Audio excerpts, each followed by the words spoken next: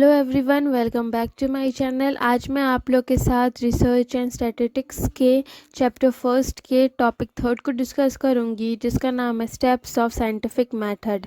Video को start करने से पहले प्लीज़ चैनल को सब्सक्राइब कर दीजिएगा। फर्स्ट जो स्टेप्स आता है वो ऑब्जर्वेशन का होता है।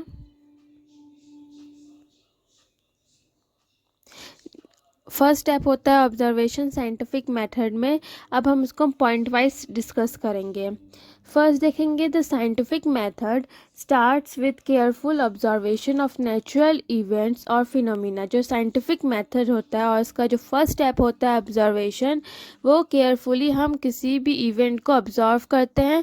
और फिनोमिना मतलब होता है घटना को, कि अगर हम कोई घटना में रिसर्च कर रहे हैं तो उसको हम पहले अच्छी तरह से ऑब्जर्व करेंगे कि क्या क्या उसमें हुआ, कैसे हुआ, सब कुछ हम डिटेल में देखते हैं। Observation help in identifying a situation that raises curiosity or a question। अगर हम ऑब्जर्वेशन अच्छे से करते हैं तो वो हमें क्या चीज़ में हेल्प करता है, हमें उस सिचुएशन को प्रॉपरली जानने में हेल्प करता है, और हमारा जो क्यूरियोसिटी होता है उस सिचुएशन को जानने का वो बढ़ता है, और हमारे अंदर बहुत सारे क्वेश्चन जो है डेवलप्ड होते हैं। Example, you notice that some plants in sunlight grow faster than those kept indoor। हम देखते हैं एग्जाम्पल के तौर में कि आप लोग नोटिस किए होंगे कि जो प्लांट सनलाइट में ग्रो होते हैं वो ज़्यादा तेज़ी से ग्रो होते हैं, और जो घर के अंदर रहते हैं, इंडोर्स रहते हैं, जिनको प्रॉपरली सनलाइट नहीं मिल पाता है, वो धीरे धीरे ग्रो करते हैं। की पॉइंट देखेंगे, observation must be accurate. Observation क्या होना चाहिए, एक्यूरेट होना चाहिए, अनबियास्ड होना चाहिए, मतलब उसमें कोई पार्शलिटी नहीं होना चाहिए, और रिपीटेबल होना चाहिए, मतलब बार बार रिपीट करके उसे देखना है, और जो रिपीट हो चुका है उसी पे ज़्यादा से ज़्यादा हमें कोशिश करना है कि हमें उस पे ही ध्यान देना है।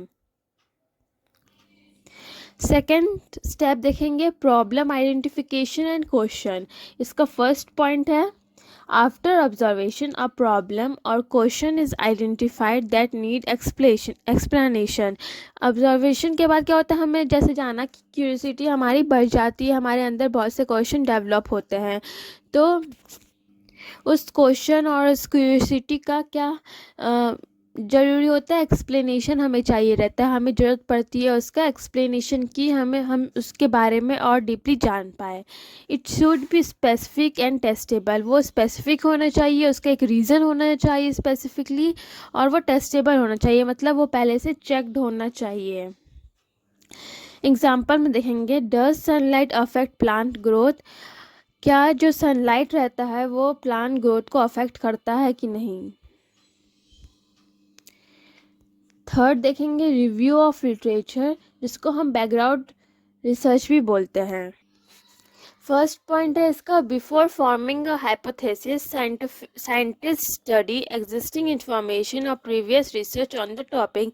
हम कोई भी हाइपोथेसिस बनाने से पहले, हाइपोथेसिस क्या होता है, परिकल्पना, मतलब हम उसका अजम्पशन करते हैं, तो वो जिस हाइपोथेसिस को करने से पहले जो साइंटिस्ट होते हैं उस स्टडी करते हैं, उस टॉपिक के बारे में प्रॉपरली इंफॉर्मेशन निकालते हैं, और जो अगर प्रीवियस रिसर्च हुआ हो रहता है उस टॉपिक के अंदर तो उसको भी वो स्टडी करते हैं।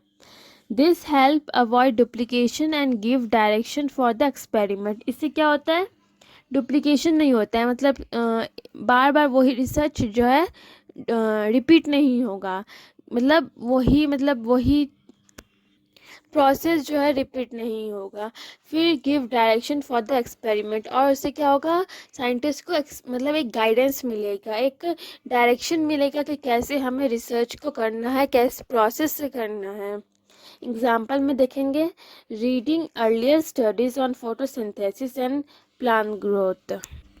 जैसे कि अगर हम जो फोटोसिंथेसिस और प्लांट ग्रोथ के बारे में पहले से ही उस चीज़ के बारे में जानना, पहले से ही पढ़ के रखना, उसके बाद उसके ऊपर एक्सपेरिमेंट करना। फोर्थ है फॉर्मुलेशन ऑफ हाइपोथेसिस। उसके बाद हम कैसे हाइपोथेसिस को फॉर्मुलेट करेंगे। फर्स्ट पॉइंट है इसका, hypothesis is a temporary testable explanation और prediction about the problem. Hypothesis क्या होता है? एक टेम्पोररी टेस्टेबल एक्सप्लेनेशन होता है, ठीक है, जो अभी हमारा रिसर्च होता है उस टॉपिक के बारे में एक छोटा सा एक्सप्लेनेशन होता है, या फिर इसको हम बोल सकते हैं प्रिडिक्शन अबाउट द प्रॉब्लम। हम पहले से ही उस प्रॉब्लम के बारे में प्रिडिक्शन करना, मतलब अजम्पशन लगाना, परिकल्पना करना। It often written as an if then statement. और ये कैसे लिखा जाता है? इफ देन स्टेटमेंट में, मतलब ये हो सकता है, इसके चांसेस हैं। एग्जाम्पल में हम देखेंगे, if a plant receive more sunlight then it will grow taller. अगर प्लांट को जो है ज़्यादा सनलाइट मिलेगा तो वो जो है ज़्यादा लंबा होगा। की पॉइंट हम इसका देखेंगे, hypothesis should be testable and measurable. Hypothesis क्या होना चाहिए? टेस्टेबल होना चाहिए और मेजरेबल। उसको मतलब हमें सब कुछ जो है उसका एक रीज़न होना चाहिए, टेस्टेबल होना चाहिए, मतलब चेक्ड होना चाहिए। फिफ्थ हम देखेंगे experimentation. To hypothesis is tested through controlled experimentation. The hypothesis जो है वो टेस्टेड होना चाहिए, किसके द्वारा? कंट्रोल्ड एक्सपेरिमेंट के द्वारा। Two types of group are used. इस एक्सपेरिमेंट में जो क्या है, दो टाइप के ग्रुप जो है इंक्लूड रहते हैं। फर्स्ट है कंट्रोल ग्रुप, सेकेंड है experimental group. Control group keeped under normal condition. जो कंट्रोल ग्रुप होता है वो नॉर्मल कंडीशन के ऊपर एक्सपेरिमेंट किया करते हैं हम उसको।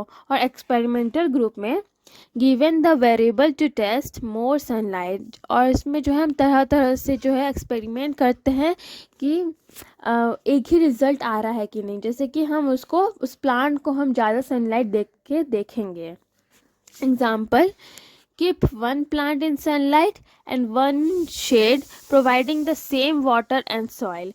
हम दो प्लांट को लेंगे और एक को सनलाइट के नीचे रखेंगे और दूसरे को जो है शेड में रखेंगे, मतलब इंडोर में रखेंगे जिसमें कम सनलाइट उसको मिले। उसको और दोनों को हम सेम वाटर सेम सॉइल जो है प्रोवाइड करेंगे। उसके बाद हम देखेंगे कि क्या डिफरेंस आ रहा है उन दोनों के ग्रोथ में।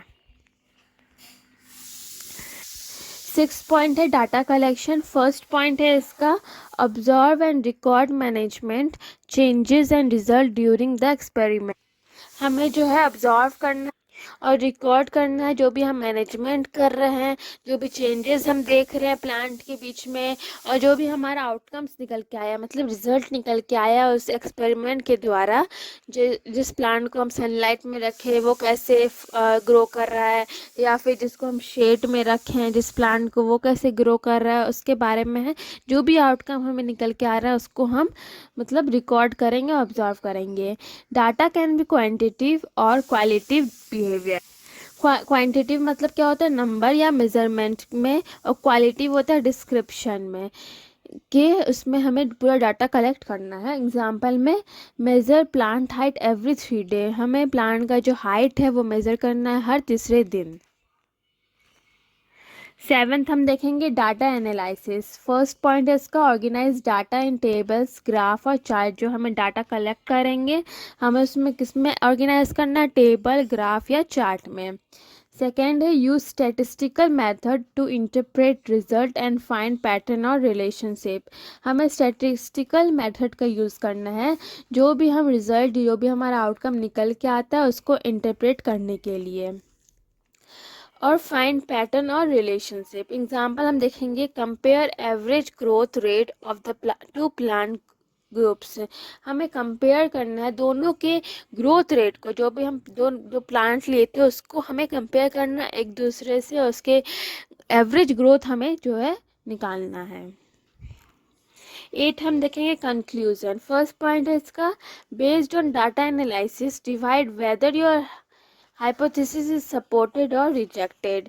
ये जो है डाटा एनालिसिस में बेस्ड रहता है और ये डिसाइड करता है whether your hypothesis is supported और रिजेक्टेड। इसी कारण जो है हाइपोथेसिस आपका रिजेक्ट हो सकता है या फिर इसके द्वारा सपोर्ट किया जा सकता है। माफ़ कीजिएगा अगर आप लोग को बैकग्राउंड नॉइज़ आ रहा हो तो। एग्जाम्पल में हम देखेंगे इसका, the experiment shows that plant in sunlight grow taller, hypothesis supported. Example देखेंगे, अगर एक्सपेरिमेंट शो कर रहा है कि प्लांट जो सनलाइट में था वो ग्रो कर रहा है फास्टर, तो जो हमारा हाइपोथेसिस था वो सपोर्ट किया जाएगा, मतलब उसमें हम आगे का प्रोसेस कर सकते हैं। If result don't match from a new hypothesis and test again, और हमारा रिजल्ट अगर मैच नहीं हुआ, वो डिफरेंट आ गया, तो हमें न्यू हाइपोथेसिस क्रिएट करना है और जो है हमारा टेस्ट जो है फिर से दोबारा करना है।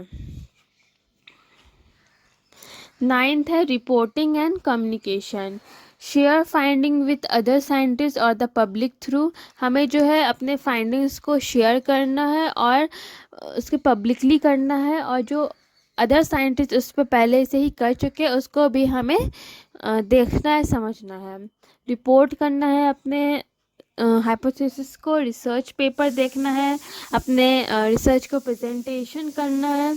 Allow peer review, verification and further study, हमें अपने पीयर रिव्यू देना है, मतलब अपने ही जो अगर उस टॉपिक में और भी रिसर्च हो रहे हैं तो उससे हमें रिव्यू लेना है, अपने रिसर्च को वेरिफिकेशन करवाना है और उस पर और स्टडी करना है। 10th है theory formation, when repeated experiment constantly support the same hypothesis, it can lead to the formation of a scientific theory। अगर repeated experiment constantly, एक ही एक्सपेरिमेंट जो है एक ही हाइपोथेसिस को बार बार सपोर्ट कर रहा है, तो जो है वो साइंटिफिक थ्योरी बन जाएगा, मतलब वो एक फॉर्मेशन हो जाएगा साइंटिफिक थ्योरी का। एग्जांपल में हम देखेंगे, repeated evidence of evaluation, theory of evaluation, अगर बार बार एक ही टॉपिक का एक ही हाइपोथेसिस निकल के आ रहा है तो वो उस चीज़ में वो बेस्ड हो जाएगा, मतलब वो हमेशा के लिए हो जाएगा। Thank you so much. अगर आप लोग को वीडियो पसंद आई होगी तो प्लीज़ लाइक शेयर सब्सक्राइब कीजिएगा।